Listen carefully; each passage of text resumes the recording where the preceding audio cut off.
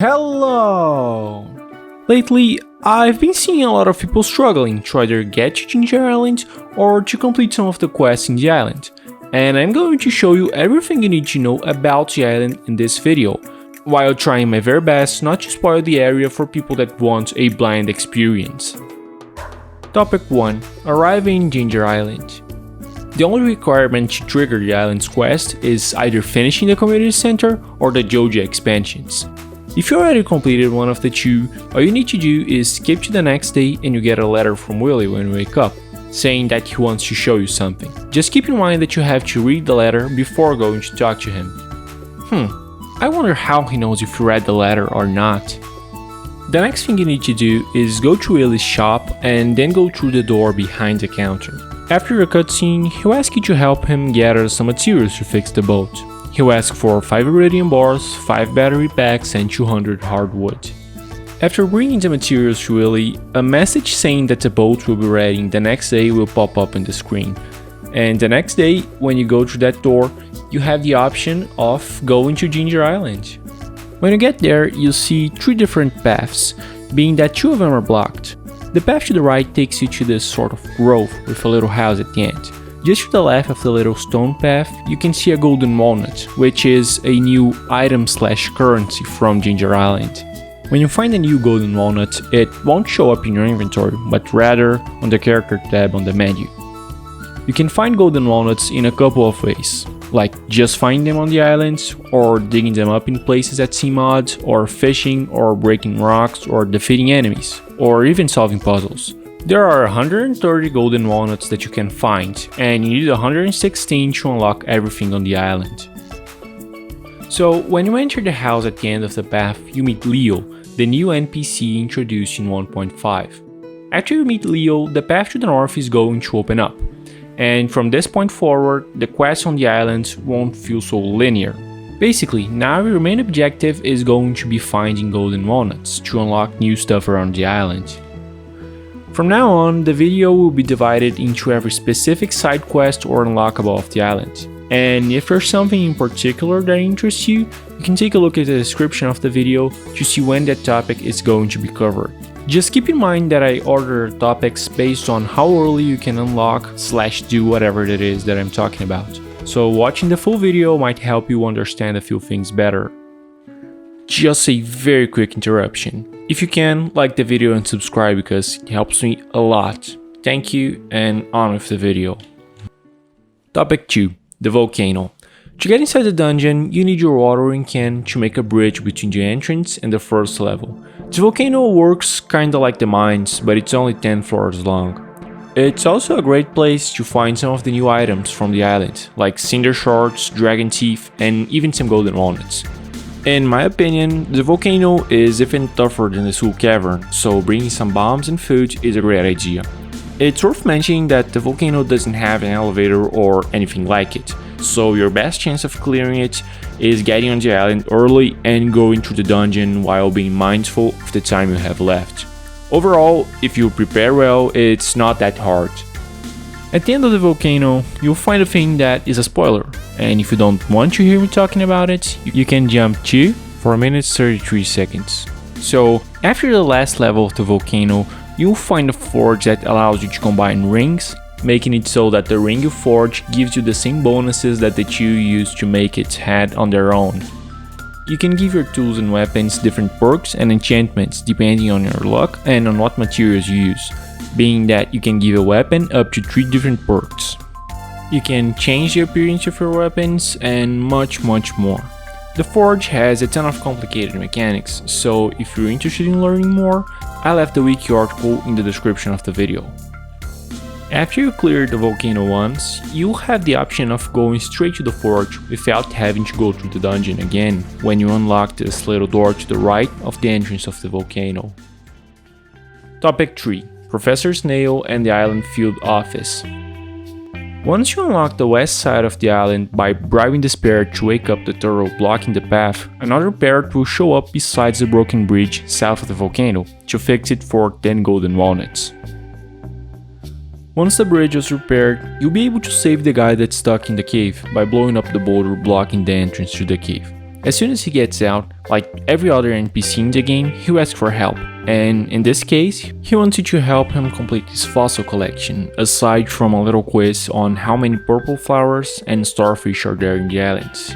And the answers are 22 and 18 respectively. Because, let's be honest, no one wants to go around the island counting stuff like that. As a reward for helping him with his research, he'll give you 13 golden walnuts in total, so 1 for each fossil piece that you give him, plus 2 from the flower and starfish quizzes.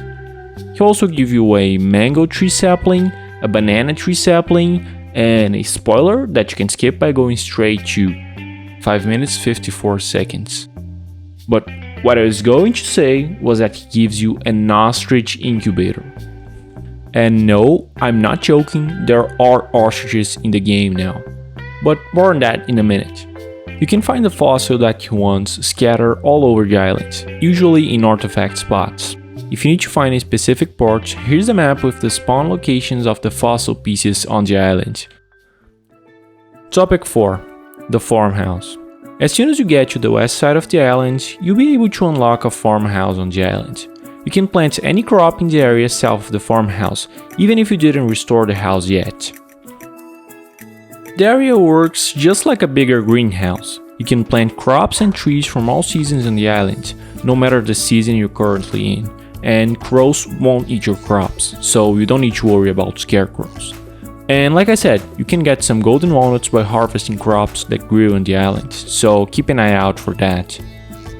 The only shortcoming of the farmhouse on the island is that Robin can't build anything on it for you, although you still can use stuff like eggs and preserve jar on the island. Once the house was built, you have the option of unlocking the island trader, and even the farm obelisk later on. Topic 5. The unlockables on the island. By now, you notice that your golden walnuts can be used to unlock stuff all over the island, and I'm going to show you what each unlockable does and what stuff you should unlock first. As a side note, some of the unlockables only become available after you unlock something else, like the island trader that only becomes available after you unlock the farmhouse. And in those cases, I'll see what the requirements are for each unlockable to become available. I'm also going to order the list, going from the ones that I think you should unlock first to the less, let's say, useful unlockables. The first one is the west area of the island. The only requirement to be able to unlock this one is talking to Leo for the first time. You need to give this parrot 10 golden walnuts to open the path to the west of the island. This one is easily the best to unlock first, because just by looking around carefully in this part of the islands, you can already find 18 golden walnuts, plus 34 golden walnuts that require you to do something else, such as planting crops, breaking rocks, or even solving puzzles. And aside from that, you can only unlock some of the best stuff in the island after opening up the path to the west side of the island, like the farmhouse and the island field office. In my opinion, the second should be the farmhouse, which I covered some minutes ago, right at 6 minutes and 7 seconds. As for the third, I'd say that the wooden bridge that takes you to the dig site would be a great option. I also talked about this one previously, so if you want to hear about it again, you can go back to 4 minutes and 33 seconds. The fourth, in my opinion, should be the island trader, who sells you some of the new items and plants in exchange for some materials that you can find around the island. Aside from some other stuff, you can buy mango and banana saplings and pineapple seeds from him, and you'll be able to unlock him after you build the island farmhouse.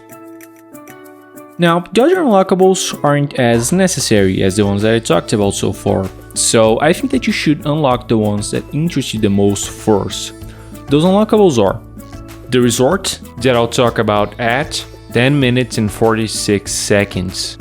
The Bird Express, that works kinda like a fast travel station that's unlocked in the upper corner of the west section of the island.